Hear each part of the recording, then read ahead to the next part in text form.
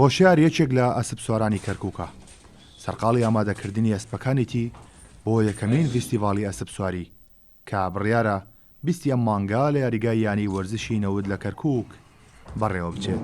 من ئێستا خەرێکی ئەسپەکانی خۆمم دابینیانەکەم و بۆ 20 مانگ 25 فیستیڤاڵێکی جوانەکەی لە کەرکووکە بە تایبەت بۆ ناساندنی ئەسپی ڕەسەنی کوردی و عەرەبی و تەنانەت تورکی و ئینگلیزیش تیا بەشدار ئەبن. لیژنەی ئۆڵمپی عێراق و ڕێکخراوی ئەسپی کورد سەرپەرشتی یەکەمین فیستیڤاڵی ئەسپی ڕەسەن لە کەرکووک دەکەن.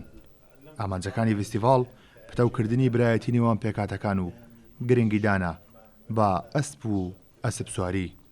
ئەم فیستیڤاڵەش بیرۆکەی لای هەموو ئەو هەوادارانی کە لە کەرکووک لە بواری ئەسپ سواریە تاوی خۆیانەدەن پێیان خۆش بووکە بۆ یەکەم جار لێرە کارێکی وا بکرێت دیار بوو تەنسیقیان لەگەڵ ڕێکخراوی ئەسپی کوردی و بەتایبەتی لەگەڵ کاک دانای حاجی ساڵح بە سوپاسەوە کە ڕۆڵ و دەورێکی زۆر گەورە و کاریگەری بینی.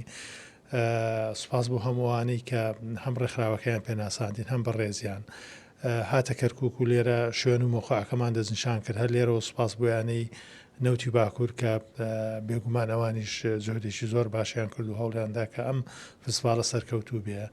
بڕیارە یەکەمین فیستیڤاڵی ناساندنی ئەسپی ڕەسەن دووشەمەی داهاتوو وا تا 20 مانگا بەڕێوە بچێت. ئەسپ سوارانی ناوچە جیاجیەکانی کوردستان و ئەسپ سوارانی عەرەب و تورکمانیش بەشداری تێدا بکەن. کاڕۆن محەممەد کورد ساد نیوز کەرکووک.